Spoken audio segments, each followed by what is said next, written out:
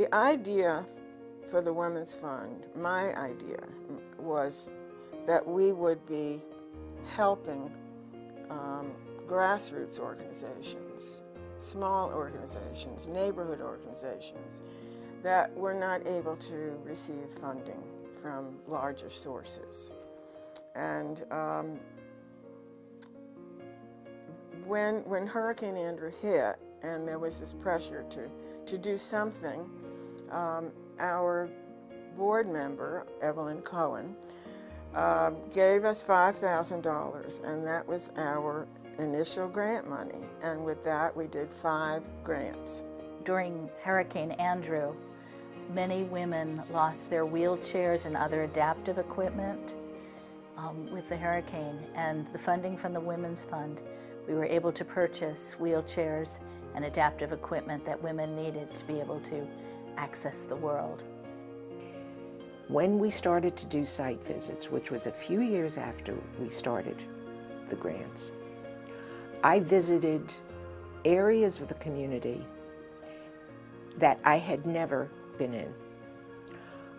I met passionate people developing and creating programs for members of their community populations that they created and were carrying through with passion and very little money. The Women's Fund took a chance on a 25-year-old girl right out of college who had an idea that she wanted to bring empowering opportunities to girls in Overtown. With the help of the Women's Fund, we have been able to serve over 1,200 girls in our community for the last 10 years.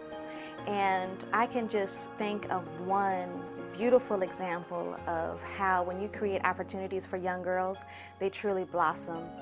We met Magali when she was in 3rd grade at Edison Park Elementary.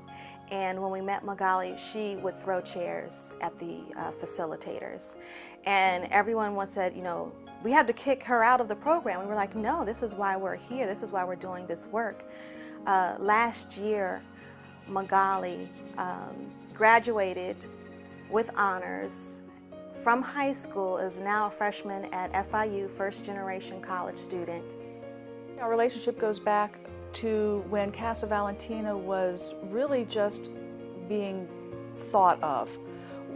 We had a vision, we knew what we wanted to do, but we weren't in a position at that time to be able to provide the entire staff needed to start up a program.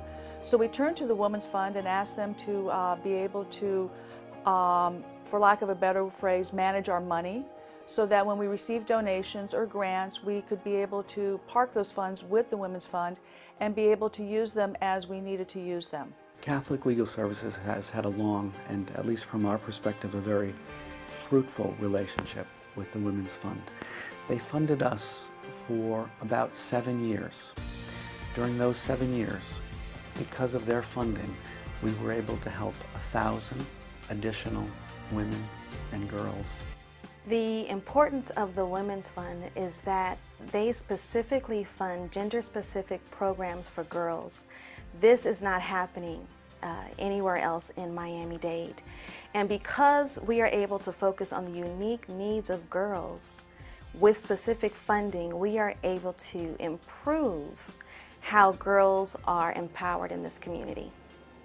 Well, the most recent funding that we got from the Women's Fund was for a program called Women with Disabilities Can't Be Beat.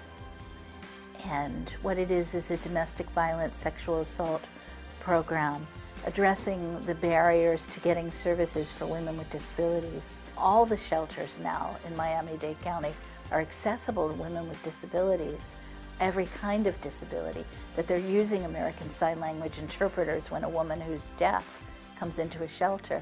I mean, that's phenomenal. Over the last 20 years, we've worked with hundreds of grantee partners, and we're so proud of the work that they've accomplished.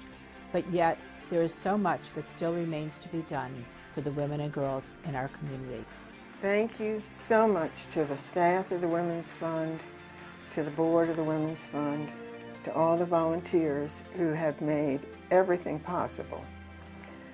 I also want to thank, a special thanks, To the women who are being honored here today, those women who represent the inaugural honor roll, for all the work that they have done, and I know the work that they will do in the future.